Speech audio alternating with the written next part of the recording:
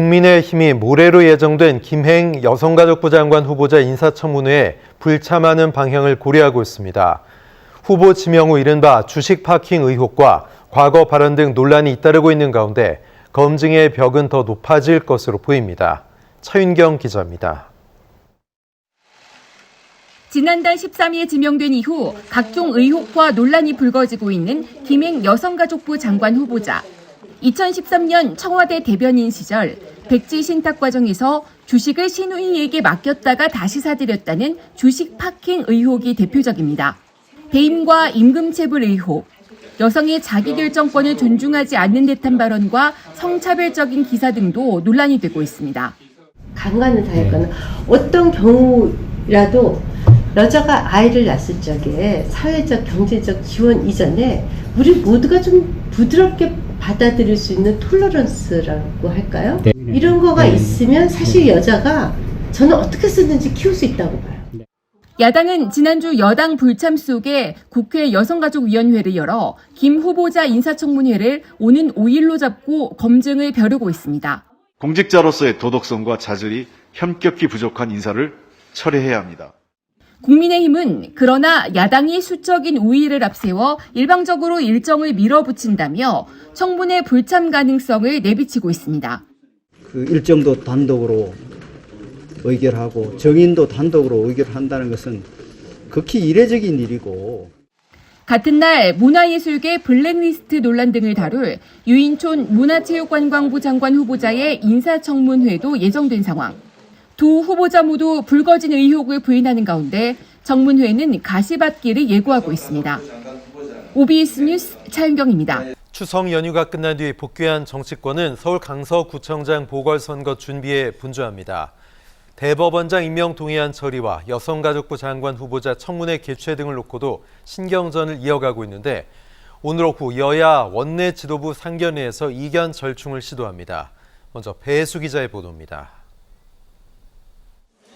이재명 대표 구속영장 기각의 기세를 몰아 서울 강서구청장 보궐선거 승리를 다짐하고 있는 더불어민주당. 지도부가 총출동해 현장 최고위원회를 열고 오늘 오후 집중 유세를 통해 투표를 독려하기로 했습니다. 추석 민심이 윤석열 정부 무능과 독단에 대한 견제에 있다고 보고 대정부 투쟁도 강화하기로 했습니다.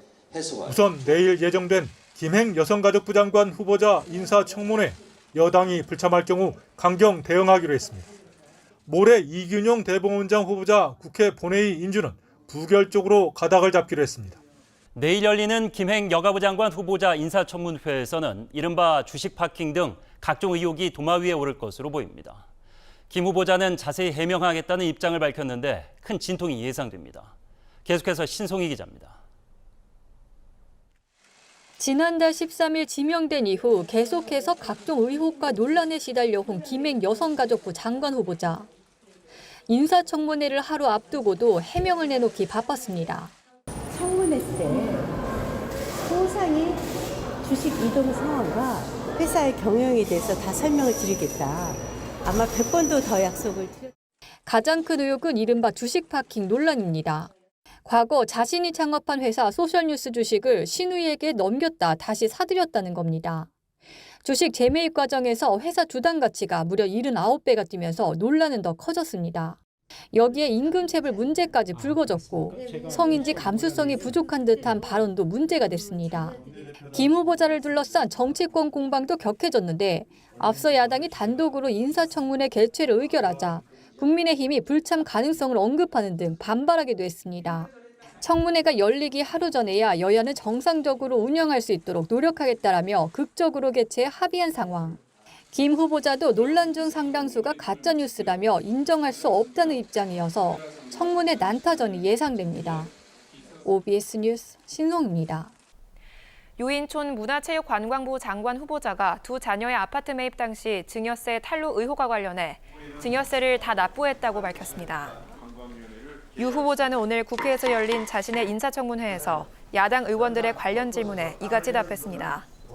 유 후보자는 또 배우로 활동하는 장남이 자신과 친분 있는 인사의 도움으로 연극 무대에 섰다는 이른바 아빠 찬스 의혹에 대해서는 실제로 관여한 적이 전혀 없다고 해명했습니다. 김행 여성가족부 장관 후보자와 유인촌 문화체육관광부 장관 후보자에 대한 국회 인사청문회가 열렸습니다. 장관 적격 여부를 놓고 여야가 거세게 맞붙었습니다. 황다인 기자입니다. 청문회 시작부터 야당은 김 후보자의 주식 파킹과 코인 투자 의혹을 따져 물었습니다. 백지 신탁 전과 후에 주식 변동 상황 다 공개하겠습니다.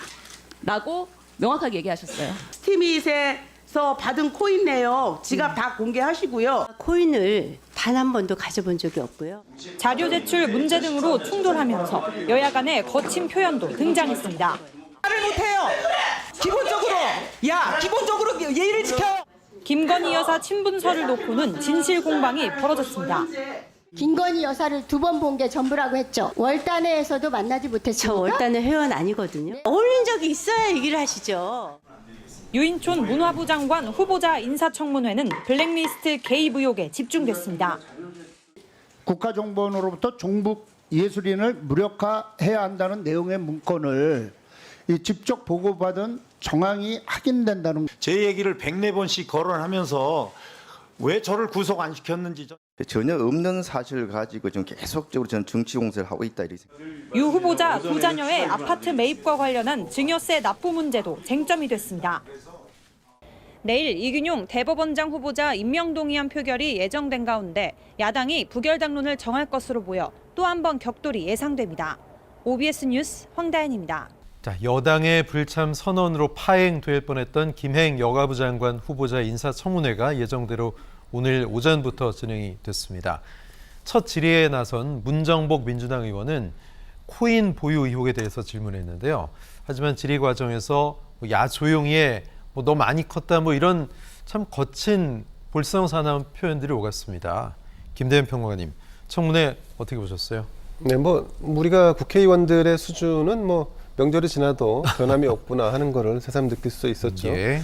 이제 코인과 관련된 질문을 했다라고 해서 할 말씀 드리자면 코인 자체가 문제인지 아니면 코인이 불고 온 투기와 광풍이 문제였는지 이런 코인으로 빚어진 사기 사건들이 문제였는지를 좀 구분할 필요가 있다. 근데 그런 구분하지 않고 그냥 코인 자체를 문제시해서 질문을 했다라는 느낌을 지울 수가 없습니다. 근데 코인 자체가 마치 죄악시된 것처럼. 그렇죠. 그러니까 근데 코인이라는 건 여러분 블록체인이라고 하는 새로운 기술에 마치 자동차가 굴러갈 때 기름이 필요하듯이 거기에 기름 역할을 하는 게 바로 코인입니다. 그래서 불특정 다수가 들어와서 일을 하게끔 독려하는 시스템이 구축되는 것인데, 근데 지금 예를 들어서 김남국 지금 무소속입니다만 민주당 의원이 회기 중에 코인 거래를 하고 이렇게 소위 말해서 코인 거래에 완전 투기에 빠져 있다라고 한다면 그 자체가 문제가 될 수 있겠습니다만, 지금 김행 후보자 같은 경우는 본인이 이제 설립에 관여했던 위키트리라고 하는 작은 언론 매체에서 여러 가지 기능 중에 하나로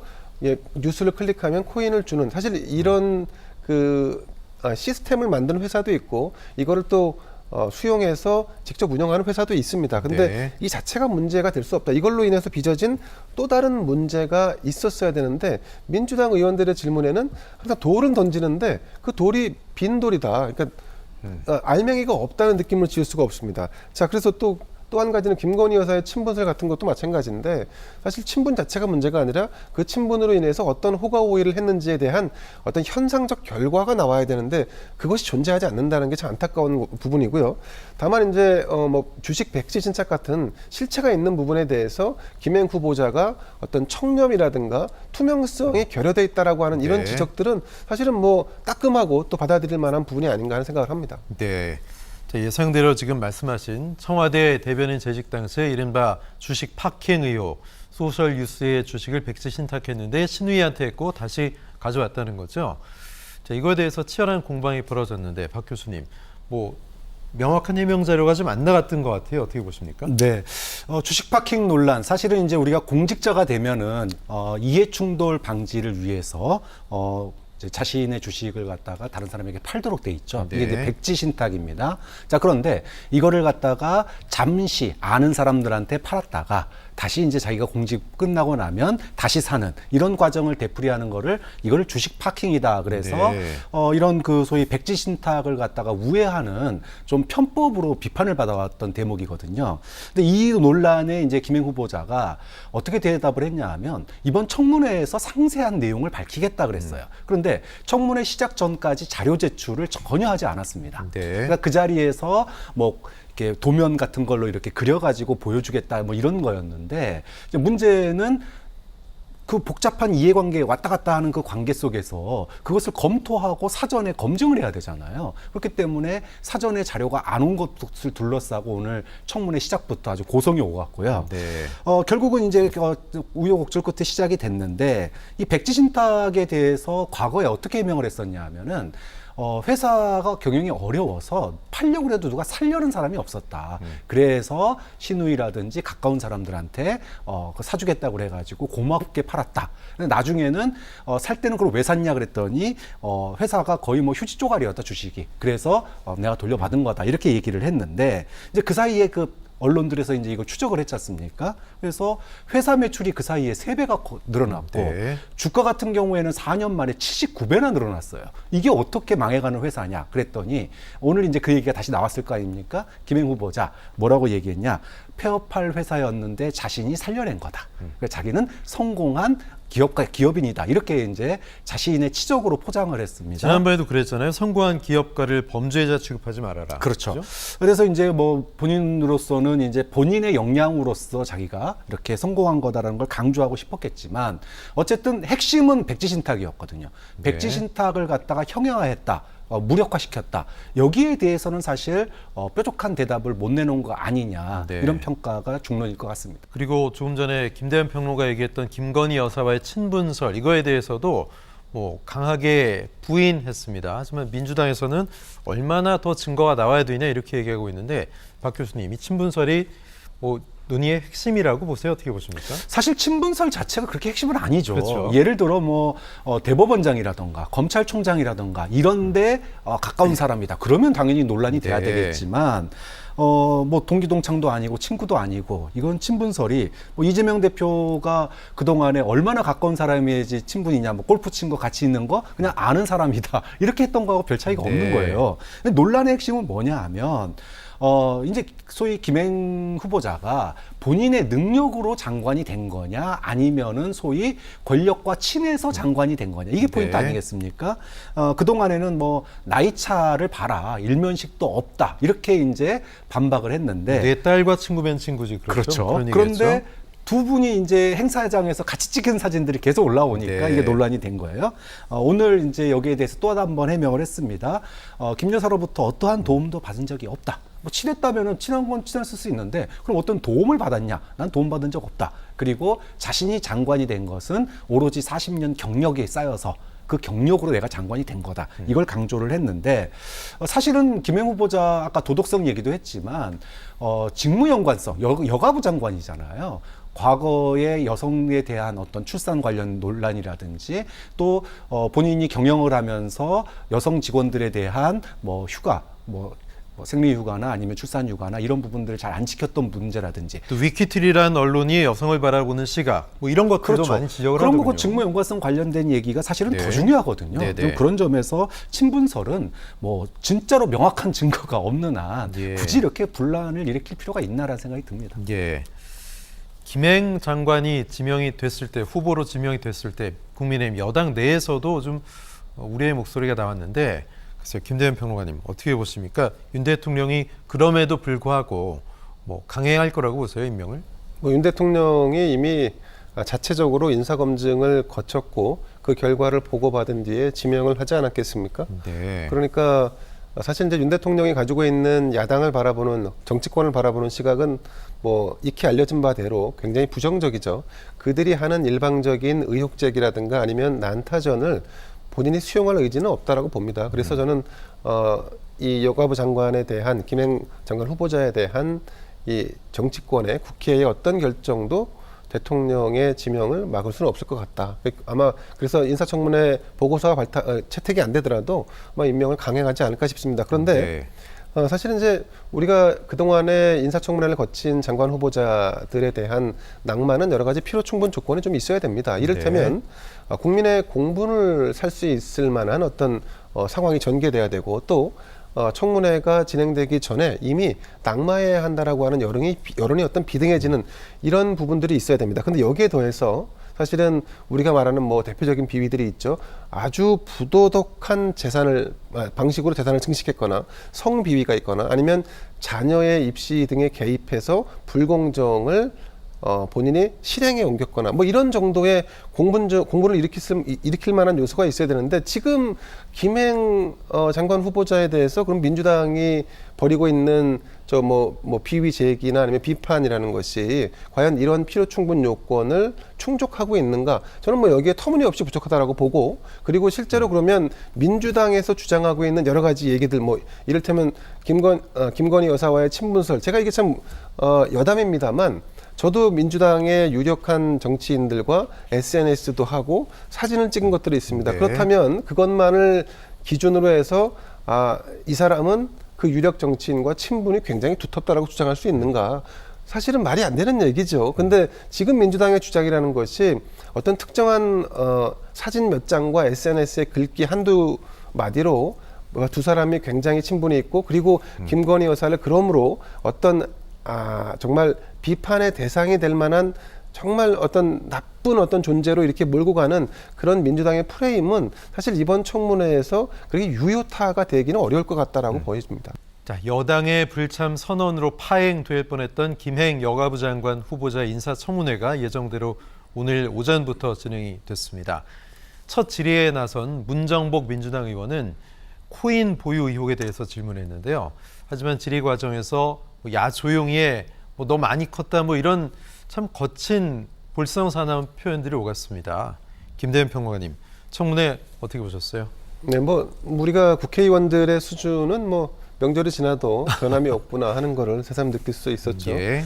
이제 코인과 관련된 질문을 했다라고 해서 할 말씀 드리자면 코인 자체가 문제인지 아니면 코인이 불고 온 투기와 광풍이 문제였는지 이런 그 코인으로 빚어진 사기 사건들이 문제였는지를 좀 구분할 필요가 있다. 근데 그런 구분하지 않고 그냥 코인 자체를 문제시해서 질문을 했다라는 느낌을 지울 수가 없습니다. 근데 코인 자체가 마치 죄악시된 것처럼. 그렇죠. 그러니까 근데 코인이라는 건 여러분 블록체인이라고 하는 새로운 기술에 마치 자동차가 굴러갈 때 기름이 필요하듯이 거기에 기름 역할을 하는 게 바로 코인입니다. 그래서 불특정 다수가 들어와서 일을 하게끔 독려하는 시스템이 구축되는 것인데 근데 지금 예를 들어서 김남국 지금 무소속입니다만 민주당 의원이 회기 중에 코인 거래를 하고 이렇게 소위 말해서 코인 거래에 완전 투기에 빠져 있다라고 한다면 그 자체가 문제가 될 수 있겠습니다만 지금 김행 후보자 같은 경우는 본인이 이제 설립에 관여했던 위키트리라고 하는 작은 언론 매체에서 여러 가지 기능 중에 하나로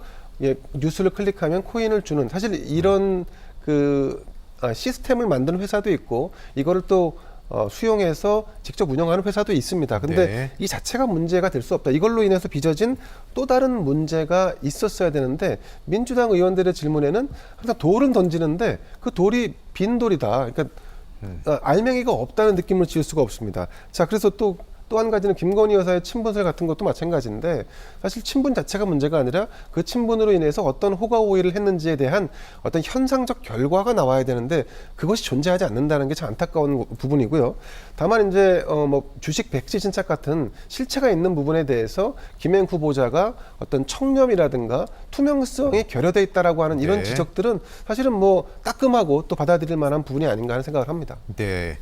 예상대로 지금 말씀하신 청와대 대변인 재직 당시에 이른바 주식 파킹 의혹, 소셜뉴스의 주식을 백지 신탁했는데 신우이한테 했고 다시 가져왔다는 거죠. 자, 이거에 대해서 치열한 공방이 벌어졌는데 박 교수님, 명확한 해명 자료가 좀 안 나갔던 것 같아요. 어떻게 보십니까? 네, 주식 파킹 논란 사실은 이제 우리가 공직자가 되면은 이해 충돌 방지를 위해서 자신의 주식을 갖다가 다른 사람에게 팔도록 돼 있죠. 이게 이제 백지 신탁입니다. 자, 그런데 이거를 갖다가 잠시 아는 사람들한테 팔았다가 다시 이제 자기가 공직 끝나고 나면 다시 사는 이런 과정을 되풀이하는 거를 이거를 주식 파킹이다. 그래서 네. 이런 그 소위 백지 신탁을 갖다가 우회하는 좀 편법으로 비판을 받아왔던 대목이거든요. 근데 이 논란에 이제 김행 후보자가 어떻게 대답을 했냐 하면 이번 청문회에서 상세한 내용을 밝히겠다 그랬어요. 그런데 청문회 시작 전까지 자료 제출을 전혀 하지 않았습니다. 네. 그러니까 그 자리에서 뭐 이렇게 도면 같은 걸로 이렇게 그려가지고 보여주겠다 뭐 이런 거였는데 이제 문제는 그 복잡한 이해관계 왔다 갔다 하는 그 관계 속에서 그것을 검토하고 사전에 검증을 해야 되잖아요. 그렇기 때문에 사전에 자료가 안 온 것을 둘러싸고 오늘 청문회 시작부터 아주 고성이 오갔고요. 네. 결국은 이제 우여곡절 끝에 시작이 됐는데 이 백지 신탁에 대해서 과거에 어떻게 해명을 했었냐 하면은 회사가 경영이 어려워서 팔려고 해도 누가 살려는 사람이 없었다. 그래서 시누이라든지 가까운 사람들한테 사주겠다고 그래가지고 고맙게 팔았다. 근데 나중에는 살 때는 그걸 왜 샀냐 그랬더니 회사가 거의 뭐 휴지 조각이었다 주식이. 그래서 내가 돌려받은 거다 이렇게 얘기를 했는데 이제 그 사이에 그 언론들에서 이제 이걸 추적을 했지 않습니까? 그래서 회사 매출이 그 사이에 3배가 늘어났고 네. 주가 같은 경우에는 4년 만에 79배나 늘어났어요. 이게 어떻게 망해가는 회사냐 그랬더니 오늘 이제 그 얘기가 다시 나왔을 거 아닙니까? 김행 후보자 뭐라고 얘기했냐? 폐업할 회사였는데 자신이 살려낸 거다. 그래서 자기는 성공한 기업인이다. 이렇게 이제 자신의 치적으로 포장을 했습니다. 지난번에도 그랬잖아요. 성공한 기업가를 범죄자 취급하지 말아라. 그렇죠. 그죠? 그래서 이제 뭐 본인으로서는 이제 본인의 역량으로서 자기가 이렇게 성공한 거다라는 걸 강조하고 싶었겠지만 어쨌든 핵심은 백지 신탁이었거든요. 백지 신탁을 갖다가 형용화했다. 무력화시켰다. 여기에 대해서는 사실 뾰족한 대답을 못 내놓은 거 아니냐. 네. 이런 평가가 중론일 것 같습니다.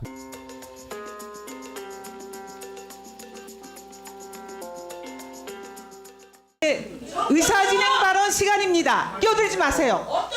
똑같이 제가 말하면 기분 좋겠습니까? 왜 가타부타 말을 못해요? 예의를 지키세요. 기본적으로 예의를 지켜요. 어디다 대고 한마디로 이름을 부르면서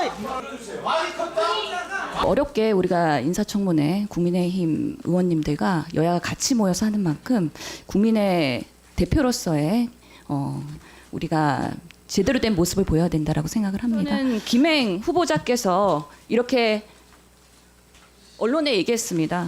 백지 신탁 전과 후에 주식 변동 상황 다 공개하겠습니다. 라고 명확하게 얘기하셨어요. 공개하실 거라고 기대합니다. 아직까지는 안 하셨어요.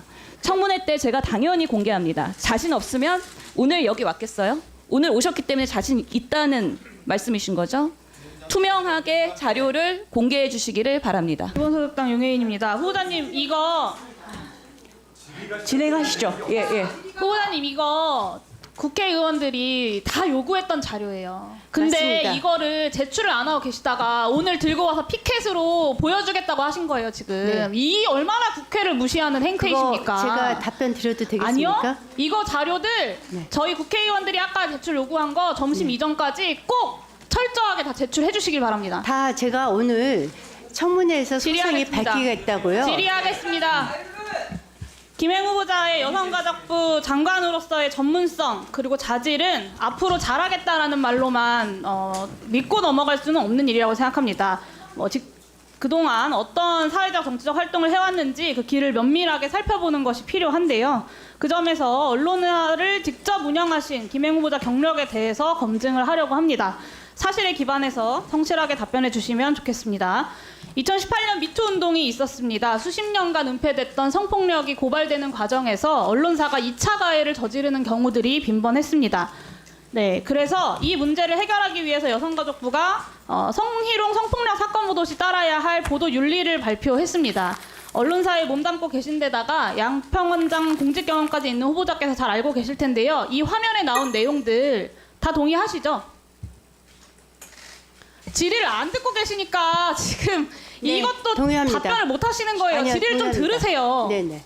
이 사례들만 놓고 이야기를 하면 뭐 침소봉대한다고 하실까봐 제가 여러 가지 사례들을 갖고 왔는데요. 위키트리의 성범죄 관련 보도가 대부분 다 이렇습니다. 2대1로 땡땡을 하자고 하반신 엉덩이에 비비며 신음하는 여성. 제가 정말요 이 질의를 준비하면서 너무 혐오감이 들어가지고 입에 다 담지도 못하겠습니다. 이 보도들 대부분이요. 김행 후보자가 경영에 관여한 이후의 기사들입니다. 그리고 언중위의 시장 공고를 받았던 기사들이에요. 근데도 지금까지 위키트리 홈페이지에 남아 있습니다.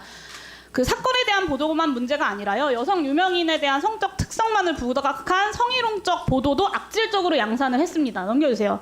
역대급 노출이다. 눈 풀렸다. 갈 때까지 갔다. 오우야. 이게 위키트리가 여성을 대하는 태도였어요. 그리고 팩트체크 없이 각종 커뮤니티들의 논란 글들을 퍼다 나르면서 유명인에 대한 사이버 불링도 조장했습니다. 지난 몇 년 동안 가십성 기사와 성희롱 그리고 악성 댓글로 인해서 여성 유명인들의 죽음이 연달아 발생했음에도 불구하고 반성하는 모습이 없이 계속해서 이런 기사들을 양산했고 누군가를 죽음으로 내몰면서까지 트래픽 수를 올리는 데에만 위키트리가 정신이 팔려 있었던 겁니다. 모 여성 유명인이 스스로 세상을 등진 이후에 나흘 동안 그 유명인 관련된 기사가 몇 건인지 아시나요? 73건입니다. 네. 생전에도 굉장히 집요한 가십성 보도로 그 고인을 괴롭혔거든요. 근데 사후에도 무분별한 기사화로 죽음마저 논란으로 만들었어요. 저는 황색 언론이라는 말이 고상하게 느껴질 지경입니다. 김행 후보자께서 이런 기사들로 돈을 버셨어요. 그러니까 혐오 장사로 주가를 79배를 급등시켜서 100억대의 주식 재벌이 되셨습니다. 돈을 벌기 위해서는 여성 인권이든 2차 피해든 크게 개의치 않는다. 트래픽 수만 올리면 성공한 기업이다. 이런 마인드로 회사를 운영하면서 차별과 혐오에 기생해서 100억이 넘는 자산을 증식을 시켜놓고 여성가족부라는 공직까지 맡겠다는 건 너무 욕심이 과하신 것 같습니다.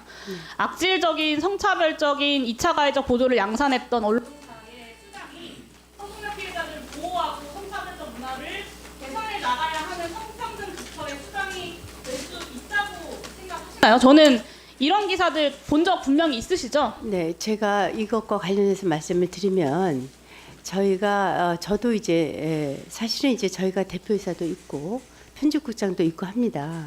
그래서 저도 사실은 이제 뭐 부회장이 기사를 직접 안 보니까 그렇다고 면책하겠다는 얘기가 아닙니다. 저도 부끄럽고 이게 지금 현재 대한민국 언론의 현실이기도 합니다. 왜냐하면 저도 마찬가지고요. 본인이 제가, 그 언론사의 대표시고요. 부회장이 기사 하나하나를 보지 않는다 하더라도 그래서, 언론사의 운영 기조와 방침이라는 게 있는 겁니다. 그래서 제가 그렇게 언론사를 운영하신 거예요. 그래서 제가 말씀을 드리는데요. 부끄럽다고 이야기하시면 지금 그 자리에서 전 사퇴하셔야 된다고 생각합니다. 제가 말씀드리겠는데요. 사퇴하세요. 부끄럽다고 인정하셨으니까. 여성가족부 장관 부처의 장으로서 본인이 이런 언론사를 운영했던 대표로서 현직 대표로서 어울린다고 생각하십니까? 그 지적사항을 그 시비를 쭉 보시면요. 제가 언론사의 부끄러운 현실이라고 말씀드리는 이유는 그 시비 순서를 쭉 연도별로 보시면요. 대한민국의 큰 언론사, 저희보다 훨씬 큰 언론사, 메이저 언론사 1, 2, 3위가 다 들어가 있습니다. 이 얘기는 무슨 말씀이냐면 그래서 제가 부끄러운 대한민국의 언론사라고 하고요. 저희는 그래서 21년부터 그래서 제가 이렇게 얘기했어요. 그걸로 유능이 아니고요. 그래서 21년부터 저희가 옴부드맨 제도를 운영을 해서 이렇게 도저히 언론사가 갈 수가 없다. 그래서 제가